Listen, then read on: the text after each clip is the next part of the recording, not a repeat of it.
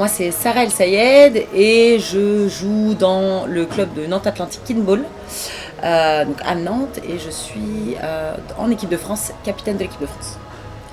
Je m'appelle Armel Pinault, je suis coordinateur européen pour la Fédération internationale de Kinball depuis 3 ans. Alors le Kinball, c'est un sport collectif qui se joue avec 3 équipes sur le terrain en même temps et un gros ballon de 1m22.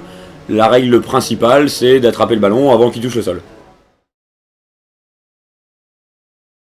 Alors ça sera la 10e édition de la Coupe du Monde, la première ayant eu lieu en 2001. C'est au Pont de C, juste à côté d'Angers, donc à 80 km d'ici. Donc pour les Nantais, il n'y a aucun problème, c'est très facile à venir. Ça commence le lundi 28 octobre et ça finira le samedi 2. Tout le monde peut venir, les préliminaires sont ouverts à tous. Les matchs des demi-finales qui auront lieu le vendredi 1er novembre sont gratuits, mais il faut réserver sa place. Et les finales sont payantes. Donc il faut aller réserver sa place. Pour trouver les places, c'est sur kin-ball2019.com. Alors il y a cette année 11 nations différentes qui sont représentées, d'Amérique, d'Europe et d'Asie. Et ces 11 nations ont une équipe homme et une équipe femme. Donc ça fait 22 équipes pour la Coupe du Monde des Nations. Alors le Kinball a été créé au Canada à la fin des années 80. Donc bien sûr le Canada est très fort. Sur les 18 médailles d'or qui ont été déjà offertes en Coupe du Monde, le Canada en a gagné 17. Donc voilà, et c'est juste en 2015 où les Japonais hommes ont gagné la Coupe du Monde, mais sinon c'est toujours le Canada qui a gagné. Et la deuxième grosse nation, c'est le Japon, qui est la seule nation à avoir toujours participé au final dans toutes les catégories.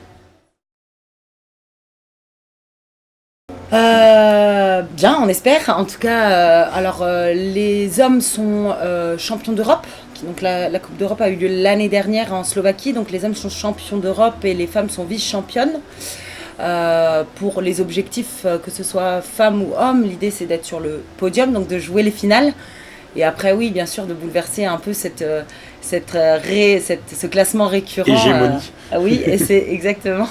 On aimerait bien bouleverser ça. Et ça a été fait pour les femmes en 2009. Elles ont été vice-championnes du monde. Donc, c'est possible. Et voilà, en tout cas, on s'est préparé pour tenter d'atteindre cet objectif. Tout à fait, on a une équipe de sélectionneurs. Cette année, c'est Thiongui Nguyen, accompagné pour les femmes par Charles Messaoudi. Pour les hommes, c'est à nouveau Thiongui Nguyen, accompagné par Jérémy Le Talec. Donc c'est aussi des joueurs de Kinball au départ, bien sûr. Cette sélection, on la travaille depuis quasi la sortie de la Coupe d'Europe, qui a eu lieu en août 2018. Donc il y a un groupe, on est 12 joueuses chez les femmes, 11 joueurs chez les hommes. Et puis après, on a la chance également d'être entouré d'un kiné préparateur physique, une préparatrice mentale et une personne de l'intendante, qui fait l'intendance. Donc voilà, c'est une assez grosse équipe qui nous accompagne tout au long du travail de sélection. Tout à fait. Alors ça, c'est quelque chose d'assez récent parce que question de moyens, clairement. Puis il y a eu des envies là, et même au niveau européen. Il y a eu une volonté, parce qu'il y a de plus en plus d'équipes qui émergent, de se dire on a envie de se rencontrer.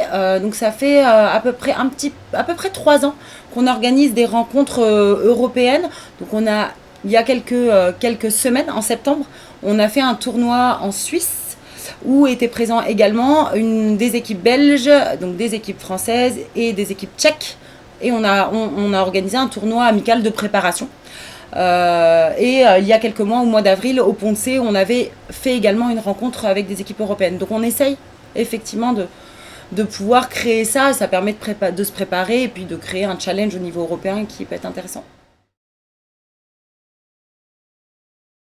Alors en gros, à chaque Coupe du Monde, on ouvre la proposition pour la prochaine.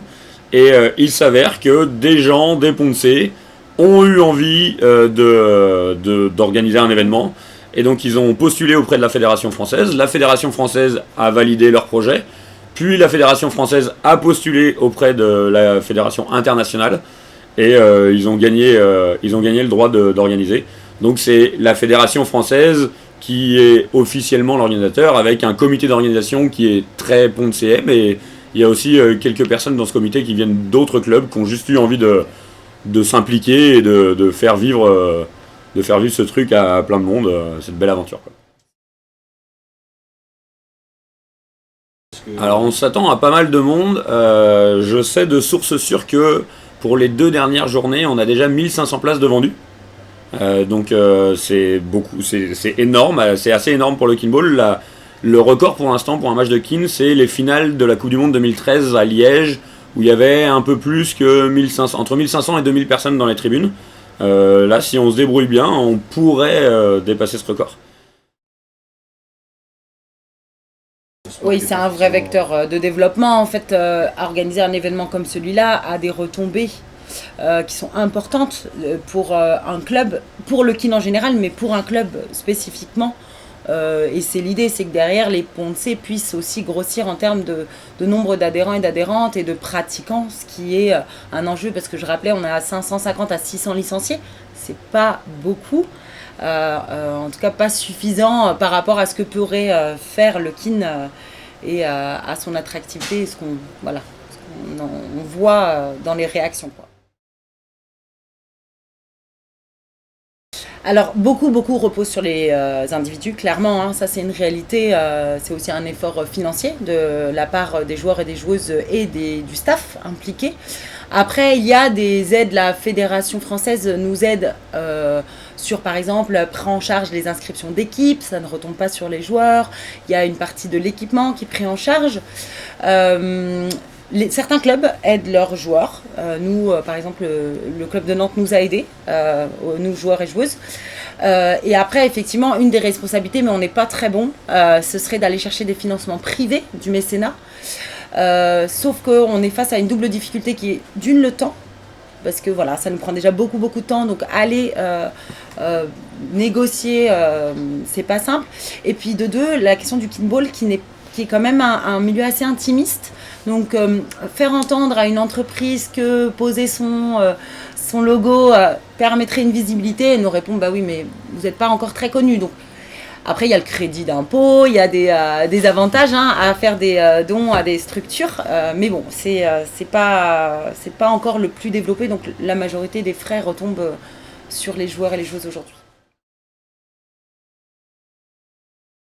Il y a à peu près 550-600 licenciés en France, juniors, adultes, et c'est joué, il y a une trentaine de clubs qui existent, dispatchés au départ beaucoup dans l'ouest de la France, mais qu'on retrouve maintenant un petit peu dans le sud-est de la France, autour de Paris, dans le nord. Dans le championnat national, on a l'équipe des PONCE chez les gars, l'équipe de Rennes, les équipes de Nantes. En féminin, on va aussi retrouver ces équipes-là. En fait, il y a des clubs un peu qui dominent le championnat national, mais ensuite il y a également un championnat régional. Et là, en termes de classement, cette année, c'était un club du 44 qui a dominé chez les hommes, et chez les femmes, c'était plutôt Nantes qui dominait. La Fédération française a un site kin-ball.fr, il me semble, le plus simple possible. Donc voilà, donc avec toutes les informations, si jamais quelqu'un a envie de rejoindre et de tenter l'aventure. Bien sûr, sur YouTube, vous allez trouver des centaines de vidéos de matchs des dernières Coupes du Monde, voilà, des matchs français, des matchs asiatiques, des matchs canadiens, vous trouverez tout ça. Donc sur les internets, vous trouverez toutes les informations dont vous avez besoin.